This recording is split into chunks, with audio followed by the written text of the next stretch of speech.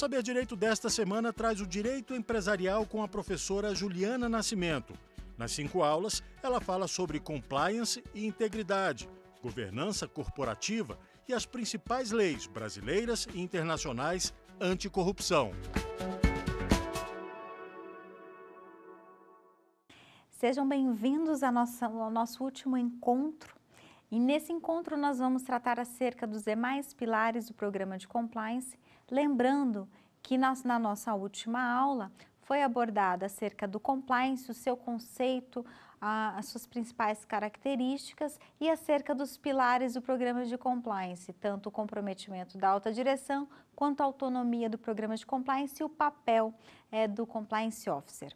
Então, com isso, nós damos seguimento agora ao conteúdo e neste momento nós começamos abordando acerca do pilar de compliance, acerca da avaliação e gestão de riscos. Esse pilar é um pilar extremamente importante, tendo em vista que os riscos são eventos com impactos negativos no atingimento de um objetivo. Ou seja, os riscos podem trazer impactos negativos para a organização se eles evidentemente não forem controlados. Diante disso, os riscos são eventos potenciais não certos. E antes disso, eu tenho que tratar e conhecer os objetivos da empresa quando eu trato a questão de riscos. E eu posso ter diversos riscos no aspecto regulatório, os aspectos jurídicos, posso ter riscos operacionais, riscos de corrupção, riscos referentes às questões de fraude, mas o mais importante é a organização ter isso devidamente mapeado, controlado, através do que eu entendo inclusive de um mapeamento de gestão de riscos e com o mapeamento de gestão de riscos também aproveitar e fazer um mapeamento de inventário regulatório. Um ponto importante de material que se utiliza para a questão de gestão de riscos é a questão da utilização do COSO, que é uma importante organização internacional que traz diretrizes a respeito da gestão de riscos. E nesse caso, esse risco tem que ter um fim. Esse risco pode ser caracterizado como um risco residual ou inerente, sendo inerente aquele que é inerente à atividade da organização.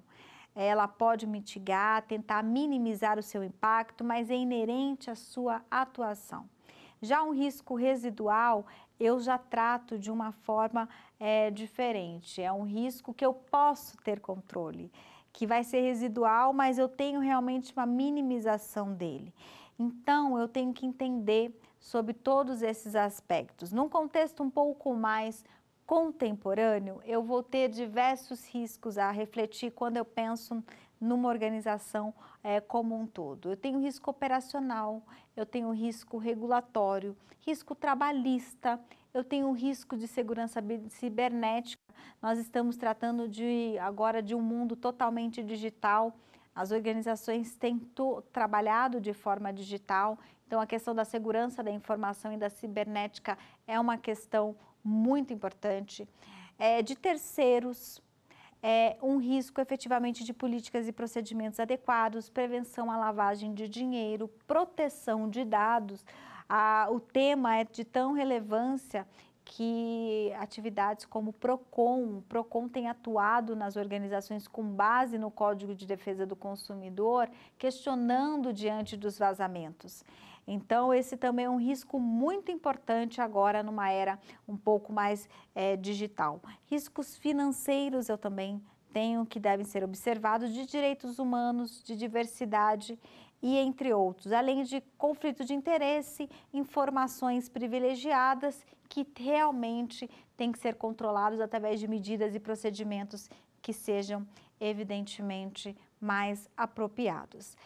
E um outro pilar que é importante e que a utilização do mapeamento de gestão de riscos será com certeza substancial para o desenvolvimento desse próximo pilar do programa de compliance, é a respeito dos procedimentos de integridade, código de conduta, políticas e procedimentos. Perfeito? O código de conduta é, com certeza, o alicerce fundamental de um programa de compliance e estabelece os diversos temas e obrigações que devem se ater a essa previsão. Tá? Ele é aplicado para todos na organização, desde a alta direção, diretores, os executivos da empresa, conselheiros, bem como para fornecedores, para os colaboradores, efetivamente para os terceiros que prestam serviços ali naquela organização.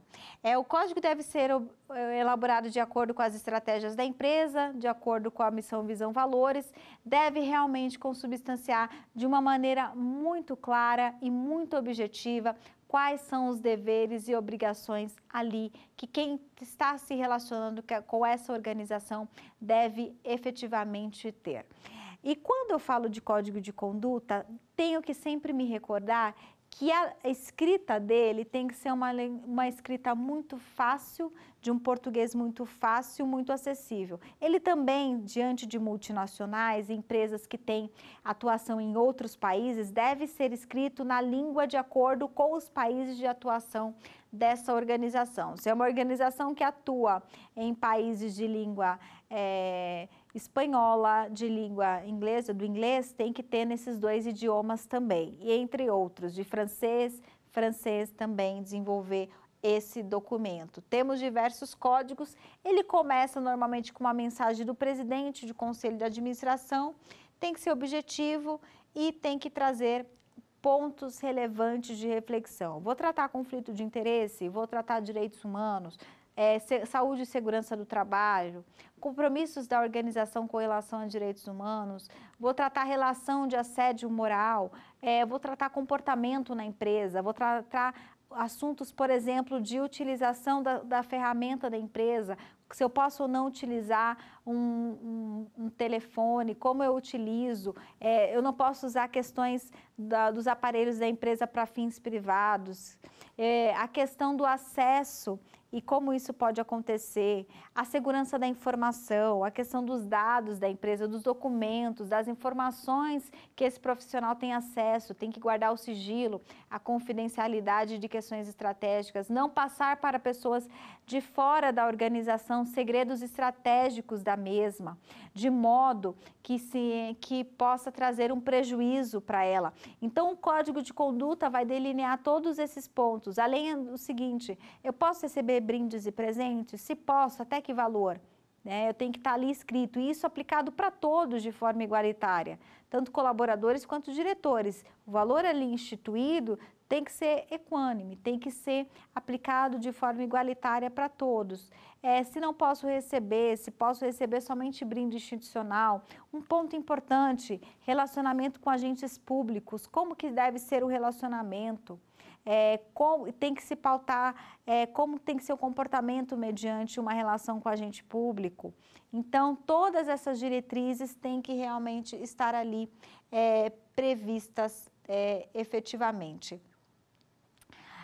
Com relação ao código de conduta ainda, ele tem que ser divulgado. E divulgado, além da divulgação, ele evidentemente tem que ser as pessoas têm que passar por um treinamento. Não adianta só entregar a parte escrita ali num livro desenvolvido com uma grafia muito bonita, com uma arte bonita, caracterizando a empresa. É bom trazer que o código de conduta tem que trazer a personalidade ali da empresa, a como que ela se apresenta perante o mercado, inclusive com uma questão visual. Ele tem que ser treinado, porque eu não consigo evidentemente, fazer com que eu tenha um código de conduta que seja efetivo se essas pessoas não entenderem o quanto ele é importante através de um treinamento. Nós vamos tratar um pouco do pilar do treinamento, mas ele é um dos pilares extremamente importantes para a educação efetiva de um programa de compliance. Um ponto também ele deve instruir e incentivar o reporte a questionamento e preocupações que as pessoas têm para a área pertinente, que é a área de compliance. Enfatizar o comprometimento da organização à não retaliação diante de denúncias ou qualquer situação nesse sentido. E o comprometimento e o tom das expectativas que se deve ter com relação a isso, tá? Agora, nós iremos tratar acerca de políticas e procedimentos. Primeiramente, é importante definir, então, o que é uma política. Quando eu falo de política, essa política, ela nunca deve contrariar a disposição do Código de Conduta. Eu sempre faço uma exemplificação. O Código de Conduta é como se fosse a nossa Constituição Federal. Nenhuma lei no país, nenhuma lei brasileira do nosso sistema jurídico pode contrariar os ditames da Constituição Federal. Quando eu implemento um programa de compliance, o Código de Conduta é a base principal do programa. São as diretrizes principais. Uma política não pode contrariar a previsão de um código de conduta. Eu gosto de deixar esse exemplo porque eu acho que com isso vocês conseguem assimilar um pouco melhor. Então, quando eu falo de política, política vai ser um pouco melhor o desdobramento de alguns detalhes um pouco mais pormenorizados de algumas situações que eu quero regular melhor na organização, com mais detalhes do que o Código de Conduta não me permite trazer, até porque senão fica algo muito extenso. Então, eu gosto de trazer um conceito de política. O que seria política? Política é o documento que reflete os princípios, padrões de conduta, diretrizes e as expectativas da organização no que tange ao comportamento dos seus colaboradores, terceiros, da alta direção também, durante a condução das suas atribuições. Mas eu faço o detalhamento dessa política, um pouco mais de detalhes do que eu previ sobre aquele tema, por exemplo, no Código de Conduta, que eu só fiz ali uma menção um pouco mais simplificada. E ali eu faço o que é procedimento. Já o procedimento, ele é uma outra perspectiva, é um passo a passo. Mas em que sentido eu seria esse passo a passo? É de uma tarefa, de uma atividade a ser seguida pelos colaboradores. Com isso, eu faço com que durante a condução das atribuições eles possam agir de maneira correta. Normalmente o procedimento tem como baliza também uma política ou um documento que traga. Um processo seria a realização de uma sequência de tarefas e atividades para a geração de resultados na organização. E já o controle seriam alguns mecanismos, no que tange aos aspectos um pouco mais preventivos. Então, eu tenho alguns conceitos que eu trato esses aspectos e algumas políticas que eu entendo que são importantes para algumas reflexões aqui. Um ponto é sobre a política de brindes e presentes. A política de brindes e presentes é uma política importante para que eu possa trazer diretrizes do que eu posso receber ou não na organização, o que é adequado, qual que é o limite que eu posso receber de um presente, até que momento é um presente, até que momento é uma lembrança, por exemplo, até que momento é um presente ou é, por exemplo, um brinde institucional com a logo de uma empresa. Mas que brinde também seria esse? Eu preciso de critérios. Critérios porque quando chegar numa situação, a pessoa tem que reportar a área de compliance para verificar se ela tiver dúvidas e o código de conduta não trazer um pouco mais de esclarecimento e a política também não apresentar para o compliance porque ele não tem essa resposta.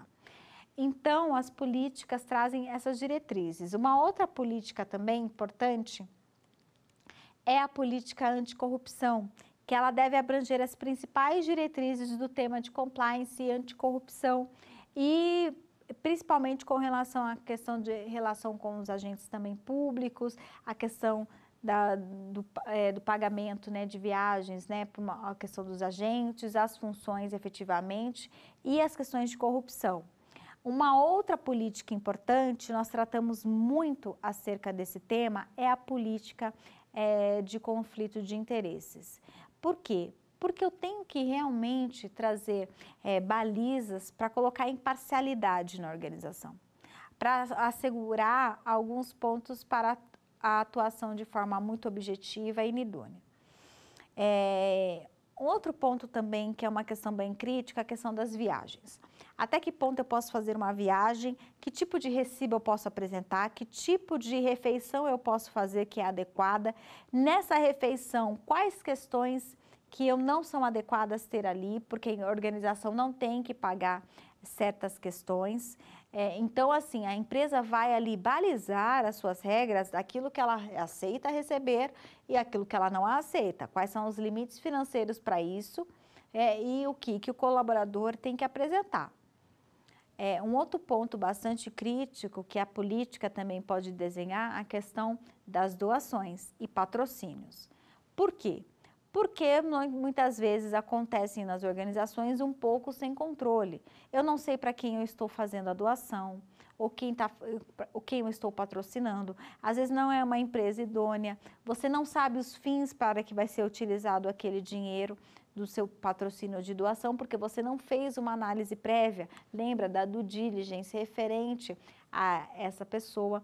Então, ou essa organização pontualmente, então política com relacionamento a esse ponto é importante. Uma outra política importante também é de relacionamento com terceiros, com os fornecedores, para que eles possam entender qual é a obrigatoriedade deles no relacionamento com aquela organização, né? Qual a política de integridade, como que eles têm que atuar quando trata daquela organização. Aí tem hospitalidade e entretenimento, até que ponto eu posso ter um entretenimento, receber algo assim de um fornecedor, é adequado, não é, enfim. Do diligence, né, fazer uma diligência prévia dos terceiros, também é uma política importante. O relacionamento com agentes públicos e, enfim, diversos pontos que são importantes para a política. E quando eu falo em política, eu não tenho que somente desenvolvê-la e deixar. A importância de você conscientizar, fazer a comunicação, fazer o treinamento da mesma, realmente vai fazer a diferença para que isso seja muito efetivo. Mas agora, voltando a alguns aspectos de outros pilares, eu falo agora dos controles internos. O controle interno é um processo conduzido pela estrutura de governança e administração de outros profissionais e entidades e é desenvolvido para proporcionar uma segurança razoável com respeito à realização dos objetivos relacionados à operação, divulgação e conformidade. Ele tem o condão de minimizar os riscos operacionais e é muito importante. O controle interno é muito mencionado na Sarbanes-Oxley e é importante para a questão da onde a organização quer chegar, minimizando seus riscos. E ele é conduzido para atingir os objetivos tanto nos aspectos operacionais como um todo estratégicos da organização. Perfeito? Um dos pontos importantes são os componentes de controle dos controles internos. Tem base também na COSO. O COSO é um documento internacional extremamente referenciado que trata a gestão de riscos, como eu já mencionei, mas também que trata a abordagem de controles internos. E os componentes de controle são ambiente desse controle, avaliação dos riscos, atividade de controle, que seriam código de conduta, políticas e procedimentos, informação e comunicação, além das atividades de monitoramento. Então, eu tenho a perspectiva do controle interno como um aliado da organização. Mas assim como o controle interno, ele diante de inconsistência, ele vai realmente apontar aquilo que não está adequado. Mas por que ele fará isso? Ele fará efetivamente para que a organização possa realizar a sua adequação e a todo momento estar atuando no preventivo, porque ninguém quer uma situação com problemas. E se porventura ele for evidenciado, ele será remediado no exato momento do seu conhecimento através de planos de ação. Isso é muito importante. Um outro ponto outro pilar é o pilar de treinamento e comunicação. Se vocês se recordarem, é um dos pilares do artigo 42 da Lei Anticorrupção e também um pilar importante tratado ali na Lei da Responsabilidade das Estatais. Então, como que tem que ser esse treinamento? Esse treinamento tem que ser, claro, aplicado para todos da organização. claro, tem que ser objetivo, tem que ser direto. Muitas vezes ele pode ser um pouco lúdico, trazer a apresentação de vídeos, ser apresentado de uma forma que possa alcançar o objetivo de falar com aquele público. Lembre-se que você terá sempre públicos diferentes numa organização e os treinamentos eles têm que se adequar a esses públicos. Exemplo, eu tenho um público muito mais operacional, que é muito mais objetivo, então a linguagem tem que ser um pouco mais clara, acessível, né? Sem alguma linguagem um pouco mais, com algumas palavras difíceis, em resumo, mas você também tem um público de alta direção, que tem que ter alguns treinamentos um pouco mais específicos e é um público um pouco diferenciado. Então, eu tenho que sempre entender e chegar no objetivo do treinamento, que é passar a comunicação de forma clara, de forma acessível, de forma muito simplificada, para que realmente ele possa atingir os seus objetivos.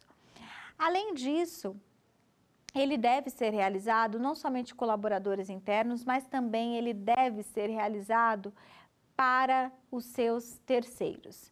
Então, os terceiros realmente devem ser treinados preferencialmente, e especialmente o principal, se a empresa tiver muitos terceiros, não conseguirem todos, mas os principais, ou pelo menos a criação de e-learnings, né? Aqueles treinamentos digitais que as pessoas conseguem acessar da onde estiverem, conseguem a comprovação de que efetivamente aquele login sem acessou.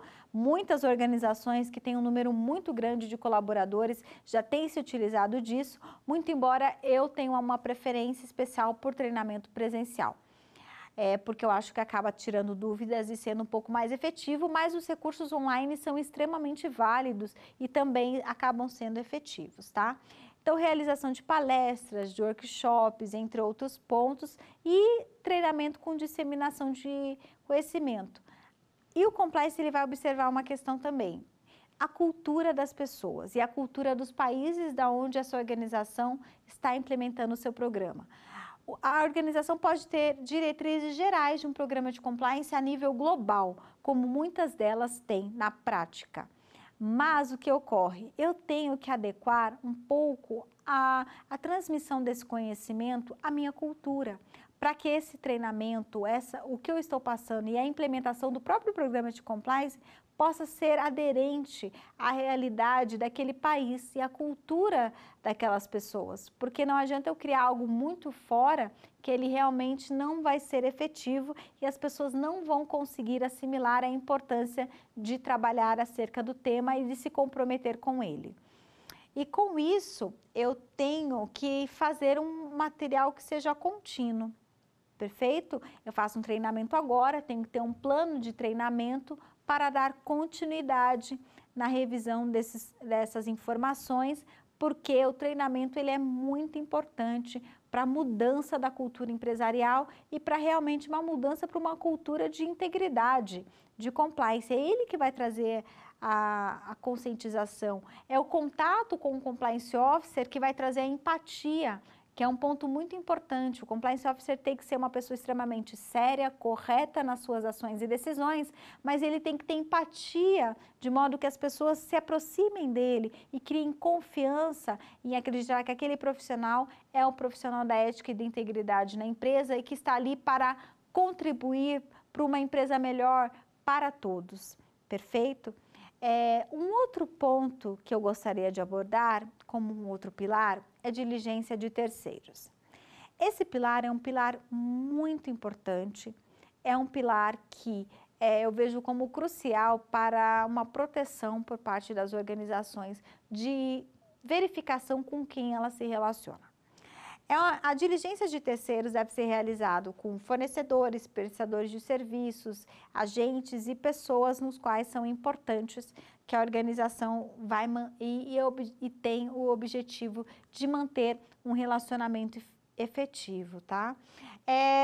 No objetivo principal é essa verificação para a adoção de um critério robusto de avaliação e para verificar também se essas organizações não estão aí no mercado atuando de uma forma que não é ética.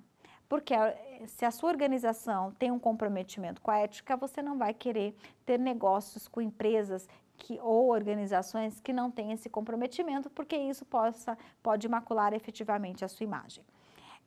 A due diligence, a análise deve ser baseada no risco, porque nem todos os terceiros possuem o mesmo risco para a organização. Muitas vezes o serviço que ele vai ser prestado tem um risco menor do que aquele outro fornecedor.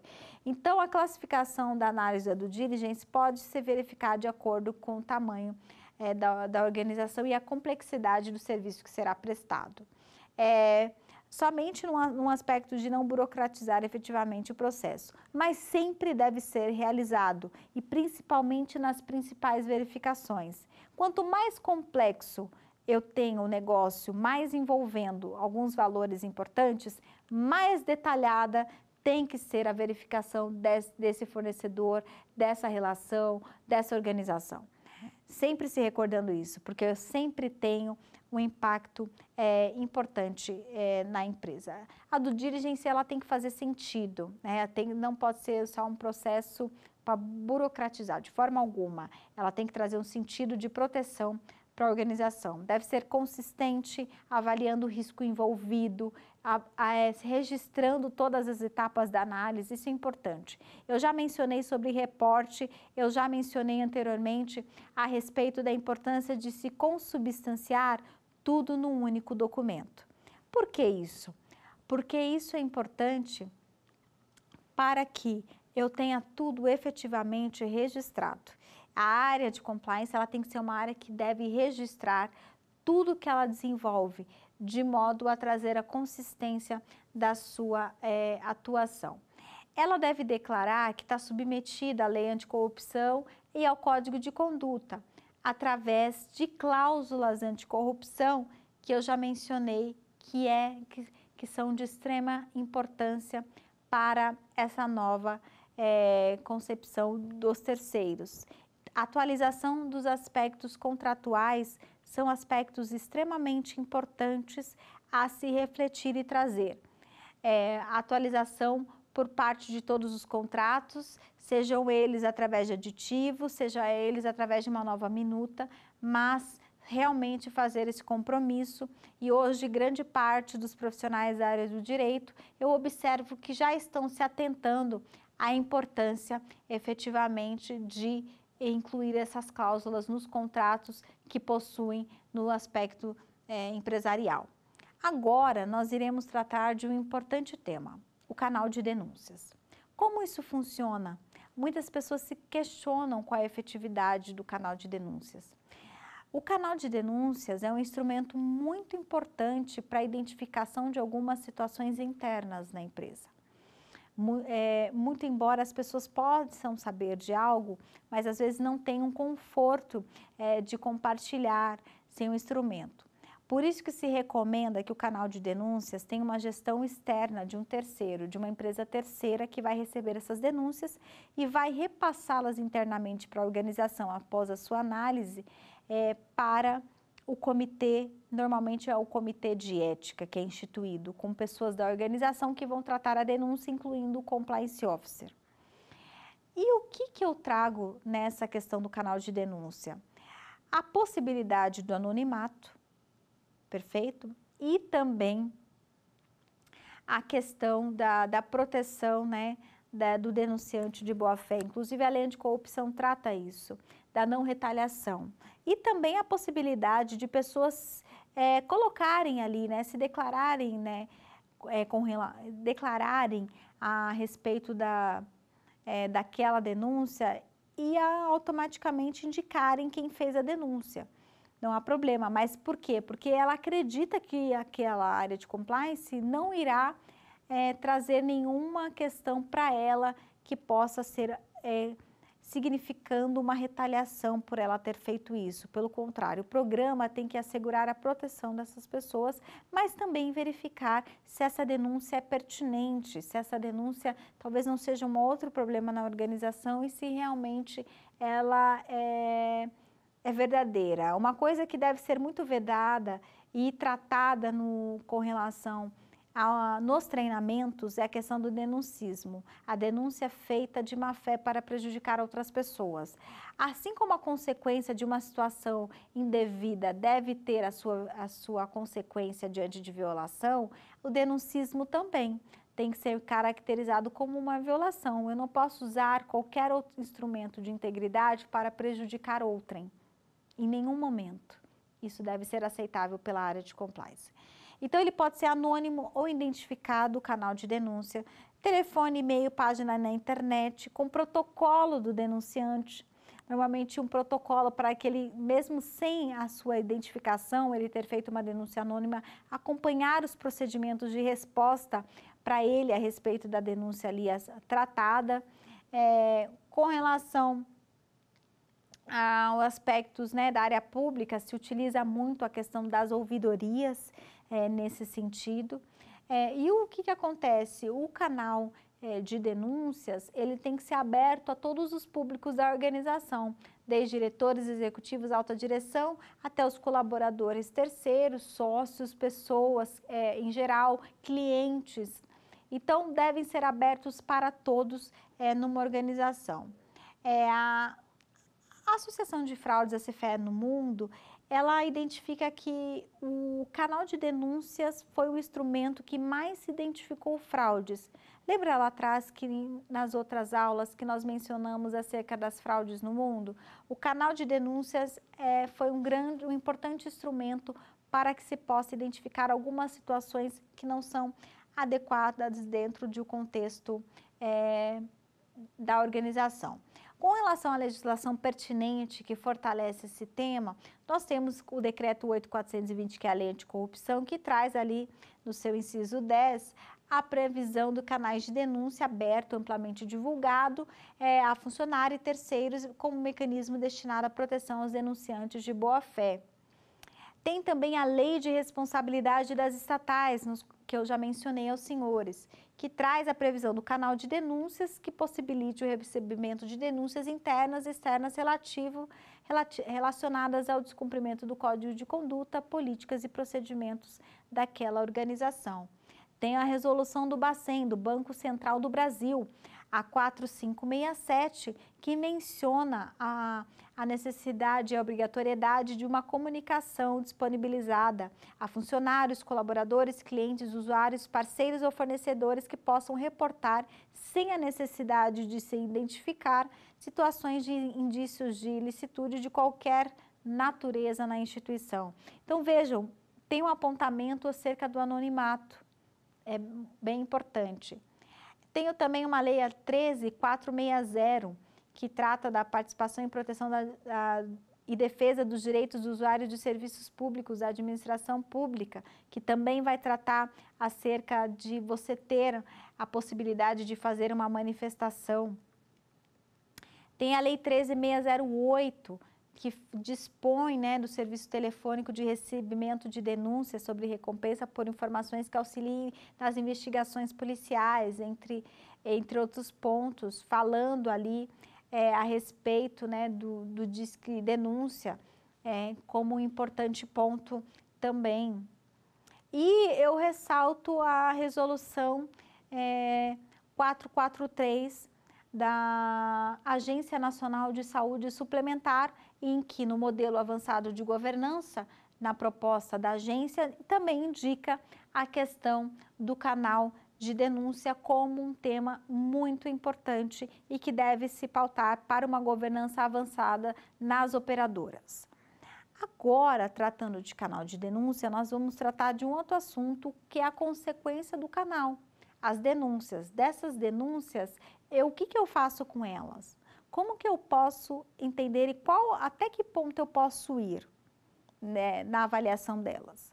Então, diante das denúncias, da análise normalmente de uma empresa terceira, a organização recebe essas denúncias, né, com a indicação do anonimato ou não, e ela tem que avaliar se realmente essa denúncia é adequada. Isso faz parte de um programa de integridade, e se nós nos recordarmos, eu mencionei praticamente grande parte da legislação de fora, FCPA, Bribery Act, a legislação ali da França, todas elas mencionam como um pilar importante o canal de denúncias.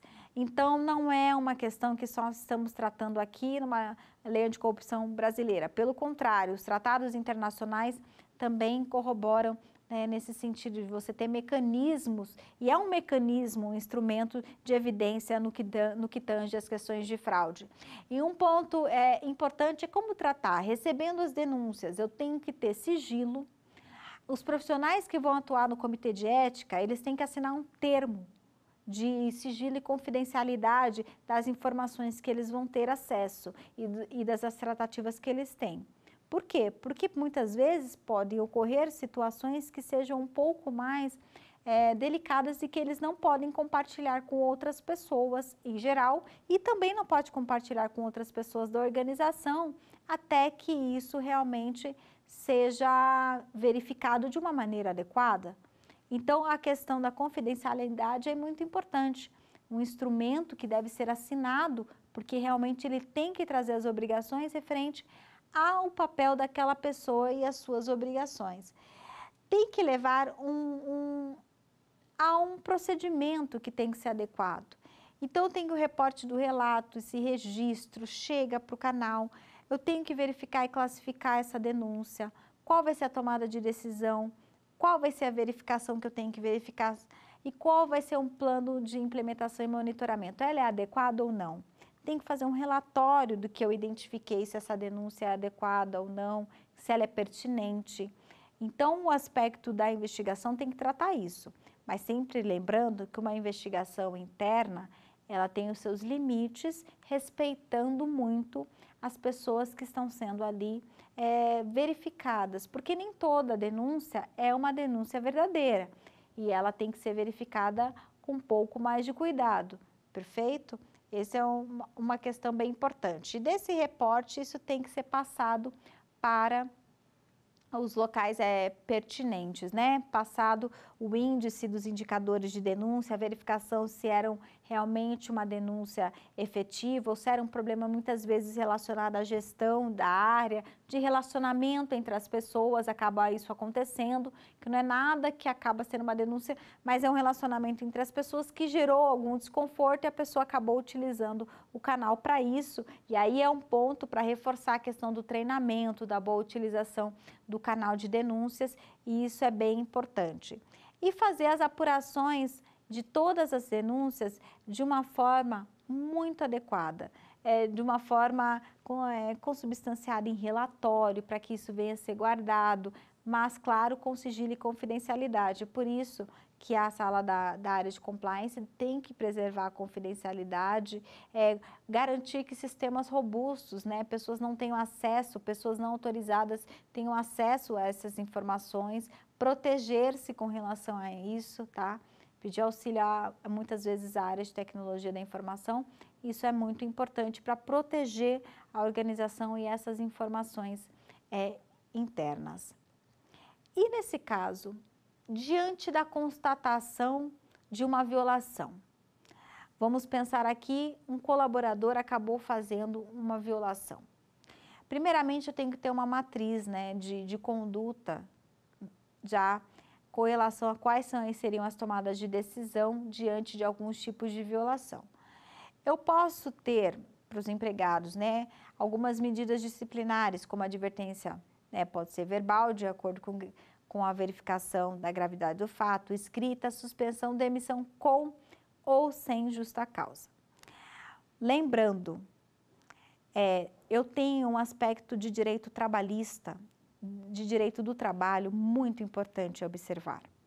Eu nunca posso ter uma tomada de decisão sem observar a questão do direito do trabalho.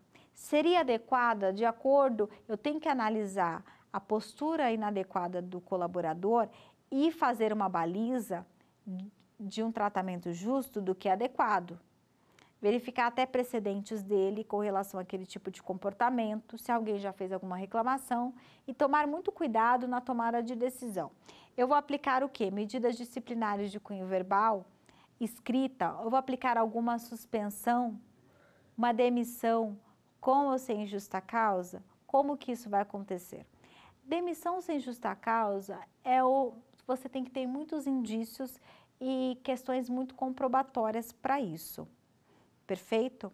Tenham muito cuidado para isso. Alguns tribunais, entendendo que o programa de compliance é efetivo numa organização, já está aceitando o programa como base para meios de prova para comprovação de uma tomada de decisão de caso de justa causa.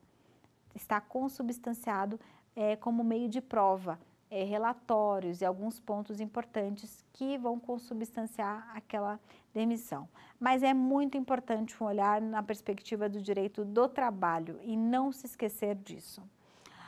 Com relação, por exemplo, a fornecedores, eu posso ter multa com previsão contratual, por exemplo, diante de alguma violação. Uma multa com previsão contratual por descumprimento de contrato, eu posso ter uma suspensão desse fornecedor, que está previsto no contrato ou no código, ou na política de relacionamento com aquele fornecedor, diante de uma atividade inadequada. Eu posso ter efetivamente uma suspensão desse fornecedor por um livre-arbítrio da organização, que não deseja mais tratar com esse fornecedor, porque muitas vezes ele pode ter tido uma conduta inadequada e que estão contra, vamos dizer assim, aos valores de ética e integridade que a organização perpetua e realmente relata como importante para ela. Um outro pilar, dando sequência, é o monitoramento, auditoria e remediação. O programa de compliance, ele tem que ser todo momento monitorado. Eu tenho que fazer testes para verificar se realmente ele está sendo efetivo, se eu tenho controles efetivamente, se porventura eu tenho uma continuidade de alguns comportamentos ou mesmo de alguns procedimentos que não estavam sendo adequados. Eu tenho que efetivamente verificar e testar cada pilar na organização, para verificar se realmente o programa está sendo avaliado de uma maneira adequada. E quais os questionamentos que eu posso fazer com relação a isso? Vou dar alguns exemplos. Com relação à avaliação de riscos, ela está sendo realizada de maneira periódica? Ela é formalizada e documentada? Eu tenho as prioridades de planos de ação com relação a esses riscos? Com relação às políticas e procedimentos, foram revisados no tempo adequado que estava previsto? Os documentos atualizados, eles estão sendo relevantes? São claros e compreensíveis? Então, eu tenho diversos aspectos que eu tenho que observar com relação ao programa e que são realmente importantes com relação às questões de reputação, com relação às questões do monitoramento do programa.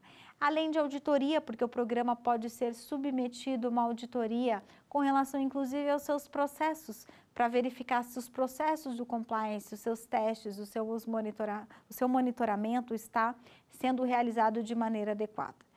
E um último ponto que esse pilar falou da remediação.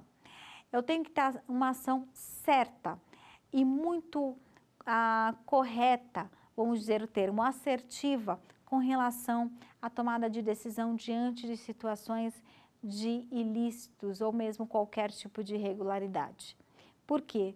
Porque o compliance tem que agir o quanto antes, de maneira breve, para que efetivamente venha mitigar qualquer situação que não seja adequada para trazer a prevenção para a organização e mitigar esse risco e interromper imediatamente com qualquer ação que seja contra as diretrizes do programa de integridade. Com isso, consequentemente, traz proteção à reputação da empresa e também da gestão como um todo, perfeito? Que é o comprometimento da área de compliance.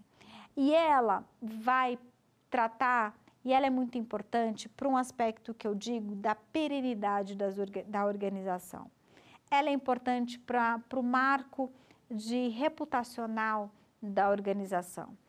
Então, eu tenho diversos pontos importantes de credibilidade, de atuação no mercado, de ter investidores que confiam naquela empresa, que o programa de compliance contribui muito para que isso venha a se tornar muito mais sólido e muito mais visualizado perante o mercado. Então, eu falo de perenidade e sustentabilidade, tendo como escopo final, em resumo, uma sobrevivência da organização no mercado. Vendo algumas notícias ao redor do país, uma importante notícia, por exemplo, que saiu na empresa, na revista Ética Negócios, que fala que a governança compensa.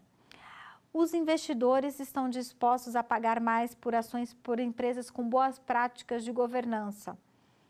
E foi uma pesquisa internacional com diversos gestores em que os investidores entrevistados estariam dispostos a pagar muito mais por ações e de empresas que realmente investem em governança. E eu entendo governança, compliance, boas práticas.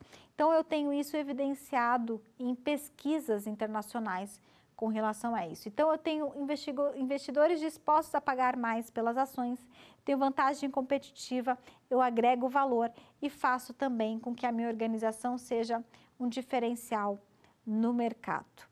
E corroborando com tudo isso, eu tenho uma preocupação agora com a proteção de dados. A proteção de dados tem uma relação muito grande com relação aos aspectos de compliance, diversas questões de atualização de código de conduta, de ter políticas de segurança da informação, vai muito ao encontro do que o compliance consubstancia no seu programa. Eu ter um trabalho efetivo de uma governança de privacidade de dados, como a legislação de proteção de dados, a Lei Geral de Proteção de Dados brasileira 13709 de 2018 menciona, tem uma correlação muito forte se você já tem um programa de compliance implementado.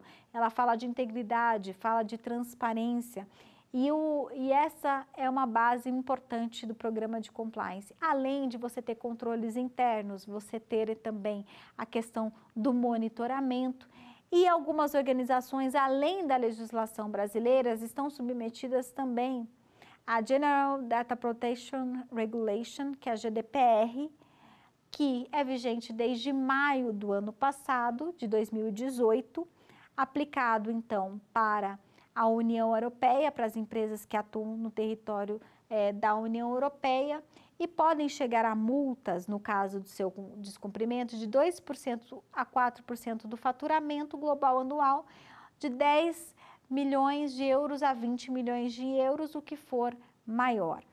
Então, eu tenho temas como estes de proteção de dados que tem também uma relação muito importante com o tema de compliance no contexto mundial. E tem organizações que terão que se adequar à legislação brasileira de proteção de dados, à legislação de fora de proteção de dados. Então, eu trago isso só como uma reflexão de quantas normas nós temos que estão relacionadas ao tema que têm que serem observadas por parte de todos que estão estudando agora essa temática juntamente comigo. E com isso, eu trago que esse tema é uma relevância não somente agora na União Europeia e tal, é uma preocupação de outros países. Eu tenho diretrizes da OCDE acerca de proteção de dados e privacidade, eu tenho o Reino Unido com legislação acerca disso, eu tenho também o Japão com proteção de dados e informações pessoais, eu tenho a Alemanha com um ato federal efetivo com relação à questão de proteção de dados. E eu queria fechar com 2 pontos bem importantes, que hoje nós temos através da ISO, que a ISO é uma organização, que é uma federação mundial de órgãos internacionais que são integrantes da ISO. É um fórum internacional de acreditação, de avaliação independente, de avaliação de conformidade. No caso, quando eu trato de compliance, eu tenho as diretrizes da 19600 e a certificação de compliance do aspecto de antissuborno, que é a Lei 37001, que traz diversas diretrizes para as organizações para a execução de programas de compliance certificados pelo padrão ISO. que é um padrão reconhecido internacionalmente. Diversas organizações já estão buscando a certificação anti-suborno, tanto no Brasil quanto também em outros países. E, por fim, eu acho importante ressaltar a atuação aqui do nosso país, da Controladoria Geral da União, sobre o selo Proética. O selo Proética é um selo de empresas comprometidas com a ética e integridade, uma iniciativa da Controladoria Geral da União com o Instituto Ethos, e avalia as empresas voluntariamente engajadas na construção de um ambiente de integridade e confiança nas relações comerciais, inclusive aquelas que envolvem o setor público. Ele é um selo baseado em pontuação e alguns requisitos importantes para a CGU avaliado. Agora ele é bienal, a cada 2 anos, e realmente é um selo reconhecido internacionalmente e que, no momento que se tem conhecimento, só o Brasil tem, por parte de um ministério, a Controladoria Geral da União, que avalia as empresas no que tange aos seus programas de integridade, e é um selo muito válido, muito reconhecido fora e que realmente tem feito a diferença. Tem-se conhecimento de organizações que conseguiram, através do selo, abrir portas em outros países para fazer negócios. Porque realmente a análise feita pela Controladoria Geral da União no selo Proética é uma análise muito detalhada e a cada dia mais está ficando mais robusta diante de mais e mais inscrições que estão acontecendo. E com isso, nós fechamos esta parte de todas as nossas aulas referentes aqui a compliance e a governança corporativa, sendo essa nossa última aula tratando acerca dos pilares, dos últimos pilares da governança corporativa. Tratamos também acerca da importância da Lei de Proteção de Dados, demais regulamentações que o compliance e a governança corporativa estão, de certa forma, envolvidas e são mencionados como um grau de importância, e fechamos agora com o selo Proética da Controladoria Geral da União, para que os senhores possam estudar um pouco mais acerca do tema. Indico também o site da da Controladoria Geral da União, para que vocês possam ali ter acesso a materiais importantes desenvolvidos pelo Ministério no Brasil. Meus agradecimentos por estar com vocês durante todo esse período, é uma grande satisfação. E agora, para fechar a nossa quinta aula, nós vamos para as perguntas, para consubstanciar tudo que aprendemos aqui. Vamos lá.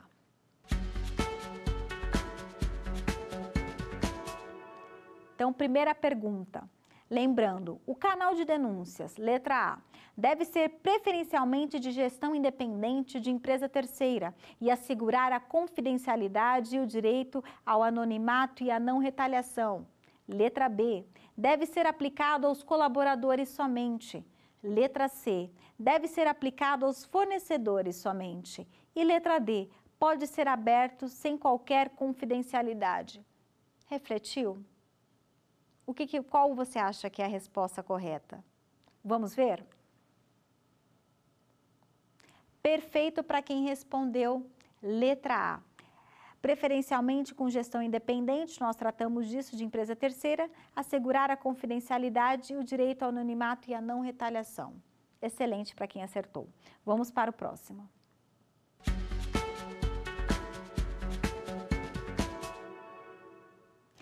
O Código de Ética e Conduta.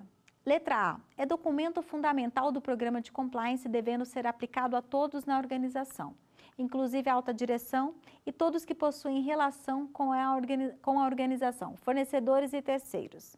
Letra B. Faz parte do programa de compliance, mas sua ausência nada impacta. Letra C. Somente deve ser cumprido pelos funcionários da empresa. Letra D, deve ser aplicado somente aos fornecedores. Lembrando tudo que nós passamos agora durante as aulas, o que você pensa?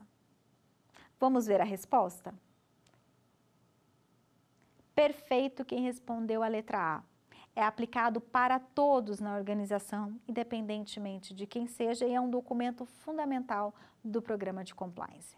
Agora vamos para a nossa última pergunta.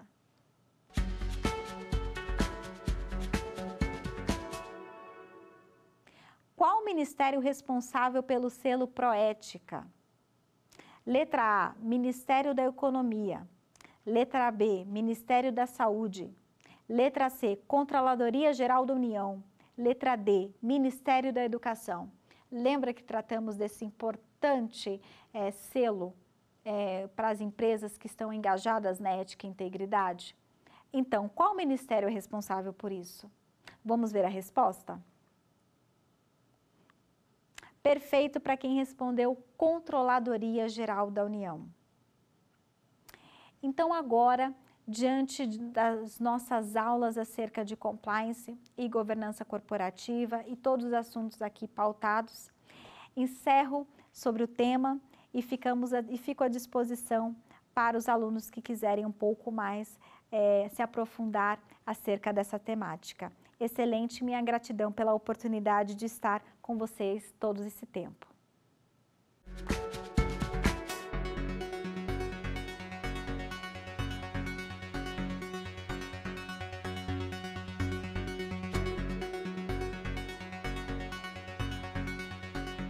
Quer dar uma sugestão de tema para os cursos do Saber Direito? Então mande um e-mail para a gente, saberdireito@stf.jus.br, ou entre em contato por WhatsApp. O número é esse que aparece na tela. Você também pode acompanhar as aulas pela internet. Acesse tvjustiça.jus.br ou nosso canal no YouTube, TV Justiça Oficial.